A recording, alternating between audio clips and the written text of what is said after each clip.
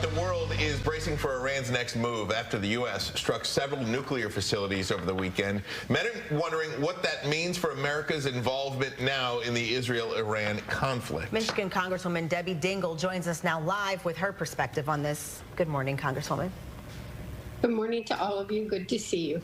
Oh, good morning. Thank you for being with us. Let's first just talk about what are we looking at today in the wake of all that's happened. Can you just bring us up to speed on what you're hearing as far as how much destruction was done and what's happening next? I think that we're all waiting to get the facts, to be perfectly frank.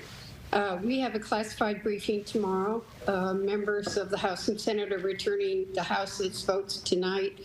Senate has votes tomorrow, and we'll each be separately briefed. I have heard mixed, like most of the public, have heard mixed reports on what happened or didn't happen. Were we successful in destroying the nuclear capability?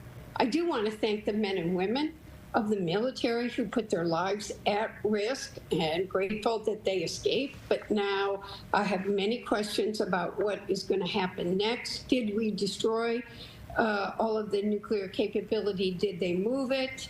And more importantly, I believe the president must come to Congress if he is going to look at engaging in military conflict. And I do not want to see another extended war in the Mideast. I do not want to put our young men and women at risk. And that's exactly what I wanted to ask. We have 40,000 American troops spread out across the Middle East. Have you already heard from military families who are concerned about a prolonged conflict? So, you know, I'm somebody who's out and about a lot. I have an interesting district because I have many people that come from the Mideast, both Arab Americans, Muslims, have families that are there, and the Jewish community. People are scared about the intentions of Iran in some of the communities, and many are worried about what's going to happen to their families. Is it going to be another extended war? How do they get family members out? How do they keep them safe? What is going to happen? Is this another endless war?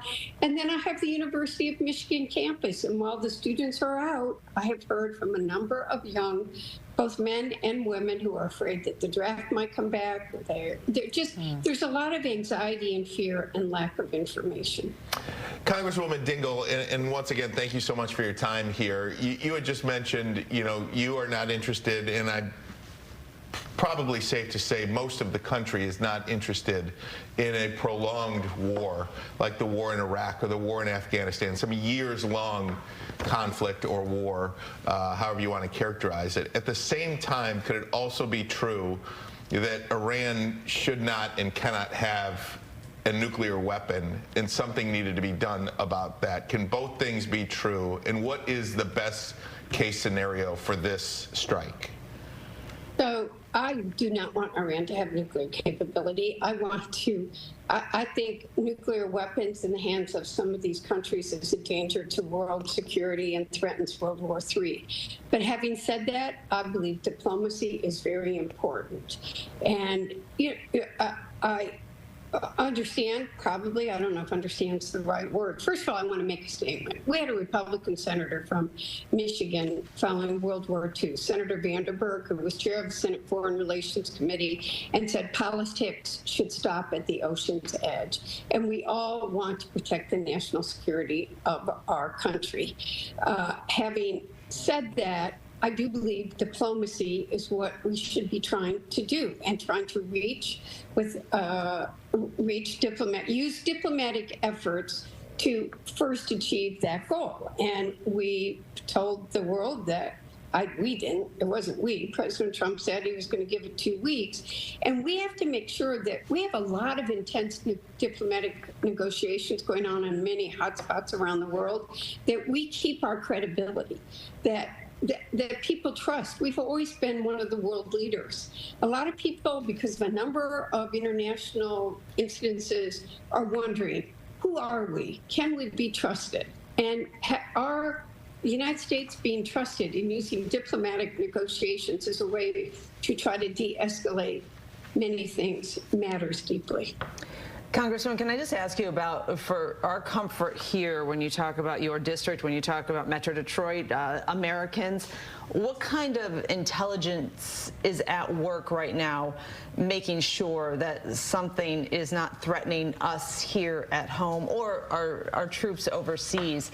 How much faith do you have in that process?